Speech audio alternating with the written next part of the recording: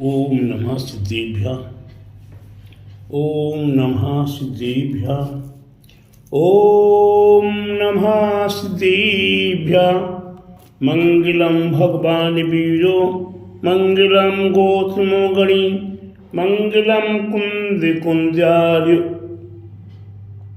Gene धरिमोस्त मंगलम शैर्विमंगल मांगल्यम शैर्विकल्याणिकारिकं प्रधानं शैर्विधरिमाणां जैनं जयतु शासिनं जैनं जयतु शासिनं जैनं जयतु शासिनम्। और अहिंसा में जिन धर्म की जय, पूरे विश्व धर्म की जय, श्री मानव धर्म की जय, श्री महावीर भगवान की जय, श्री 24 तीर्थंकर भगवान की जय, भारती बाहुबली भगवान की जय, नेमीश्वर नेमिनाथ भगवान के पंच कल्याण प्रतिष्ठा महोत्सव की जय। द्वादशांग जीन वाणी माता की जय। बोले आचार्य गुरुवर 108 परम तपस्वी वनचरी परम तेसी संत शिरोमणि पंचवर्ष के जल के त्यागी स्वतंत्र सेनानी ज्ञान वृद्धि तप वृद्धि वयो वृद्धि वात्सल्य मूर्ति आचार्य श्री 108 नेमी सगर जी महाराज की जय। साक्षात ब्रह्मचार्य गुरु 108 दया सागर जी महाराज की जय। भव्य आत्माओं, हाँ विचार करते हैं कि भव्य आत्माएं जिनेंद्र भगवान का जब दर्शन करते हैं तो कितना उन्हें पुण्य का संचय हुआ करता है, कितने कितने उपवास का फल प्राप्त हुआ करता है, निकत्ती निकाचित जैसे कर्मों का क्षय हुआ करता है, मिथ्यात्व का क्षय होकर संमित की प्राप्ति हुआ करती है केवल मां जिनेंद्र भगवान के दर्शन करने से।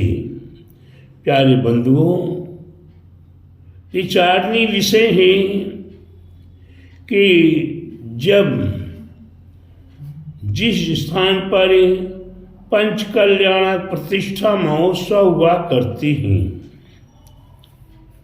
उस स्थान पर पाषाण की मूर्तियां, धातु की मूर्तियां, लकड़ी बालू की मूर्तियां एवं स्वर्ण धातु आदि की मूर्तियां, अनमोल मूर्तियां वहाँ प्रतिष्ठित हुआ करती हैं, प्रतिष्ठा के लिए उपस्थित हुआ करती हैं। विचार विषय ये है कि वे जब तक प्रतिष्ठा नहीं हुआ करता तब तक वह मूर्तियाँ पूजनीय नहीं हुआ करती हैं। ऐसा हमने प्राचीन आचार्यों से, गुरुवार विद्यासागर जी महाराज से, गुरुवार नेमी सागर जी महाराज से एवं और अन्य अन्य दिगंबर साधुओं से सुना है कि जब तक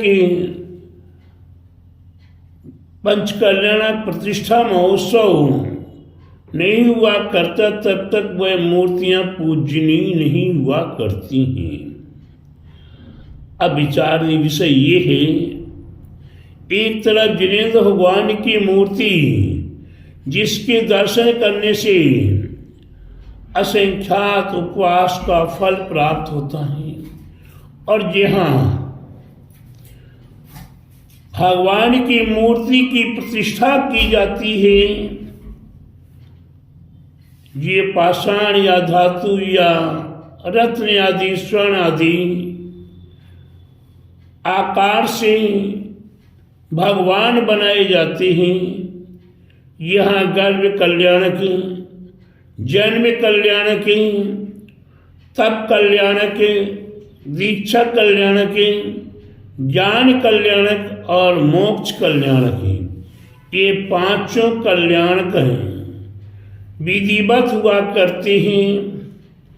यह नाटक नहीं हुआ करता राधा दीदी, यह नाटक नहीं हुआ करता है। अरे भव्य आत्माओं ध्यान रखिए, यह नाटक नहीं हो रहा है, ये अभिनय नहीं हो रहा है, ये खेल खिलौना नहीं हो रहा है, यह साक्षात विधि विधान हो रहा है। यहाँ विधि विधान हुआ करता है, उसी को ही विधिवत पंच कल्याण प्रतिष्ठा महोत्सव कहा जाता है। ऐसे पंच कल्याण प्रतिष्ठा महोत्सव में अनेकों प्रकार के मंत्रों का उच्चारण हुआ करता है। जाग मंडल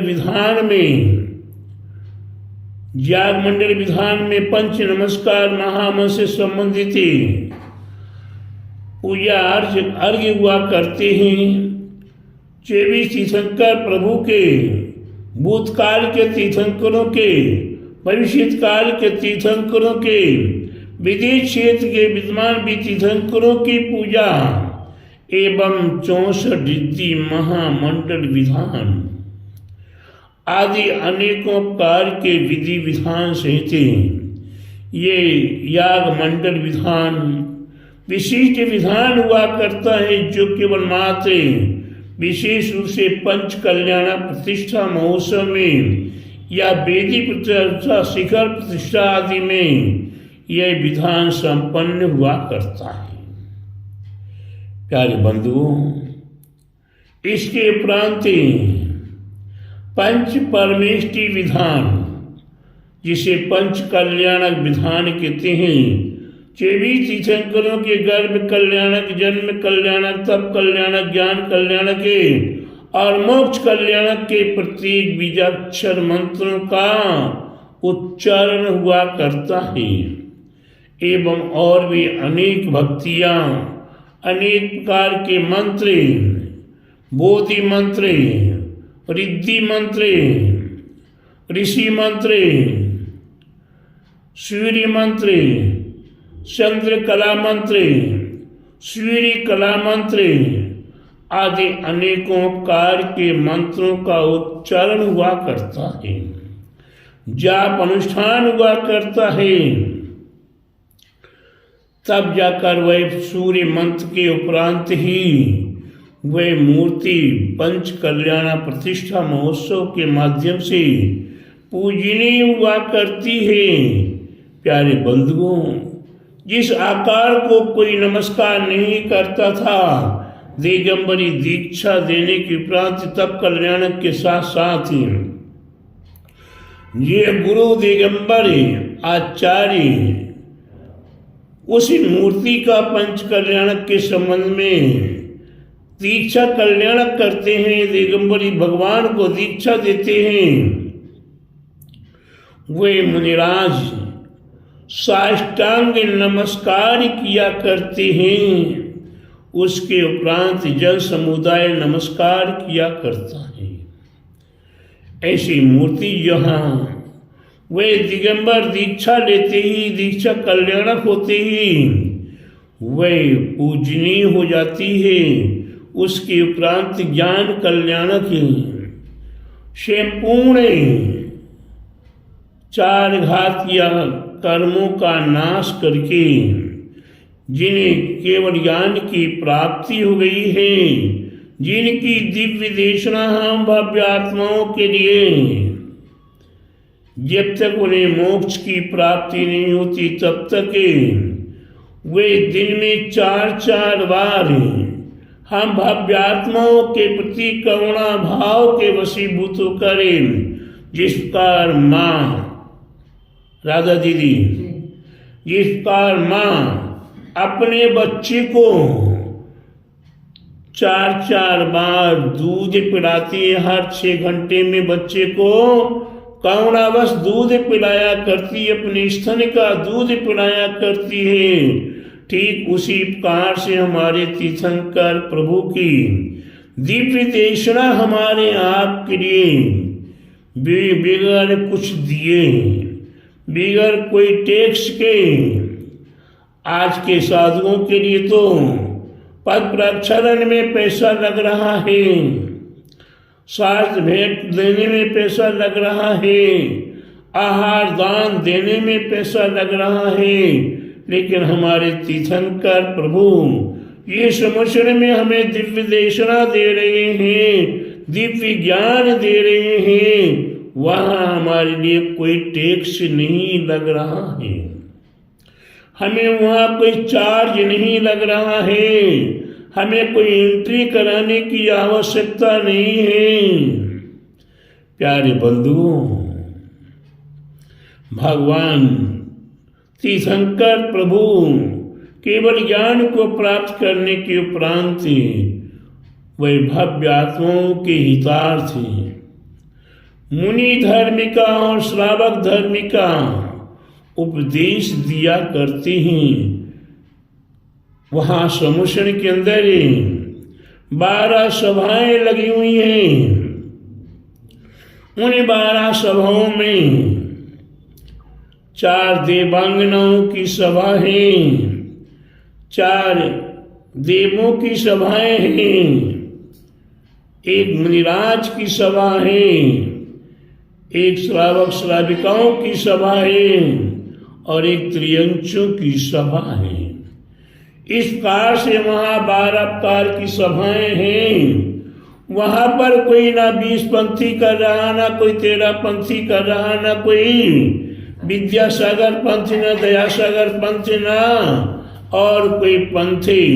वहाँ तो केवल मात्र तीर्थंकर प्रभु जिन धर्म पंथे हमारे आपके लिए दिव्य वाणी ही पंथ है, तीर्थंकर प्रभु ही हमारे लिए पंथ है और उस पंथ पर हम चलकर हम अपने लक्ष्य को प्राप्त कर लेते हैं। जिन्होंने तीर्थंकर प्रभु की वाणी को अपने हृदय अंगम कर लिया, उन्हीं का कल्याण हो गया। आदिश्य प्रभु आदिनाथ के समुद्र में आदिनाथ भगवान की दिव्य देशना चल रही थी। भरत अपने पुत्र आदि के साथ, अपने परिवार के साथ पहुंचे हुए थे। उन्हीं के पुत्रों ने दिव्य देशना का सार श्रवण कर लिया कि अभी अभी कुछ ही समय के उपरांत ये समुद्र के अंदर विराजमान भव्य आत्माएं हैं। उन भव्य आत्माओं में से 2 भव्य आत्माएं ऐसी हैं, वे शीघ्र ही मोक्ष को प्राप्त करने वाली हैं। ऐसी दिव्य देशना भगवान की प्राप्त हुई। 2 बालकों ने उसे स्मरण कर लिया, अपने हृदय में उस वाक्य को उतार लिया और भरत के 2 पुत्र जैसे वहां से बाहर निकले और मौका पाया जंगल में चले गए, पाषाण शिला पर बैठ कर उनने दिगंबरी दीक्षा प्राप्त कर ली और निर्वाण भी प्राप्त कर लिया। राधा दीदी कोई समय नहीं लगता निर्वाण के लिए, का बैराग्य के लिए कोई का समय नहीं लगता।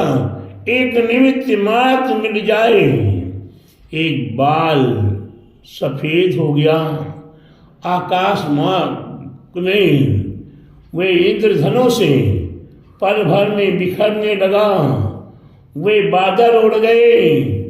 वैराग्य उत्पन्न हो जाता है, तो वैराग्य उत्पन्न होते ही निर्वाण की प्राप्ति करने में कोई संदेह नहीं होता। अगर आपकी दृढ़ता है, दृढ़ विश्वास है, प्रभु की वाणी जिन्होंने अपने हृदय में उतारी है, दिल दिमाग में जिन्होंने अपने वाणी को बसा लिया है, सर्वांग में वाणी को बसा दिया है, प्रभु को बसा लिया है, ये सर्वांग भी कपूर के समान उड़ जाता है और निर्वाण की प्राप्ति हो जाती है। प्यारे बंधुओं, ये मौका आपको प्राप्त हो रहा है। 28 जनवरी से 5 फरवरी तक इन लखनऊ के अंदर इंदिरा नगर दिगंबर जैन मंदिर, महावीर भगवान का दिगंबर जैन मंदिर, और इस मंदिर के अंदर विशाल पंच कल्याण प्रतिष्ठा महोत्सव आज से 25 वर्ष पहले 28 जनवरी से प्रारंभ हुआ था। ऐसा यह पंच कल्याण प्रतिष्ठा महोत्सव का आपको अवसर प्राप्त होने वाला है। ऐसे अवसर को आप ये ना आगे होने वाला है ना पीछे होने वाला है, ये तारीख तो निर्धारित तारीख है, और वह भी अपने आप में तारीख में तिथि व नक्षत्र योग करण है, पवित्र योग है। पुष्य नक्षत्र में भगवान विराजमान होंगे। रवि पुष्य योग का समय मिले और भगवान विराजमान हो तो अपने आप में एक महान शिव लक्षण हुआ करता है। ऐसे शुभ लक्षण के साथ आप भगवान को विराजमान करें अपने जीवन में। जब आप भगवान के दर्शन करने के लिए तन मन धन अर्पण करते हैं तो पंच कल्याण प्रतिष्ठा महोत्सव में अवश्य आप सहभागी बनकर अपना तन लगाकर तन को पवित्र कर लें, वचन लगाकर वचन को पवित्र कर लें, काया लगाकर काया को पवित्र कर लें, और धन अगर आपके पास है तो धन को लगाकर भी धन को पवित्र कर लें। जब धन कुबेर सब कुछ लगाने को तैयार होता है तो प्यारे बंधु आपके पास जो है उसमें से ये आप लगा सकते हो उसे लगा करें। आप अवश्य सहभागी बने और ऐसे पुण्य के कार्य में सहभागी बनकर अपने जीवन में पंच कल्याण के जब कभी कहीं भी हो रहा हो उस पंच कल्याण में व्यवधान न बन करे, उस पंच कल्याण में छल कपट ना करके उस पंच कल्याण में दृढ़ता के साथ स्थिरता के साथ शिव पवित्र युगों में जो योग आदि देखना नहीं जान पाते हैं वह योग्य व्यक्ति से जानकर अवश्य योग्य तिथि में ये पंच कल्याण करते हैं तो प्यारे बंधु वहाँ का नगरवासी, वहाँ के पंच लोग, वहाँ के कार्यकर्ता दिन दुने रात चौगुने वृद्धि को प्राप्त हुआ करते हैं। और जहाँ पर योग्य विद्वान न हो, योग्य पंडित न हो, योग्य गुरु न हो, योग्य तिथि व नक्षत्र न हो, योग्य कार्यकर्ता न हो तो प्यारे बंधु ऐसी जगह को भी देखा गया है कि विशाल विशाल कार्य होने के उपरांत भी वहाँ का जन समूह उखड़ जाता है। वहाँ के कार्यकर्ताओं का न जाने क्या क्या अच्छा बुरा होता है।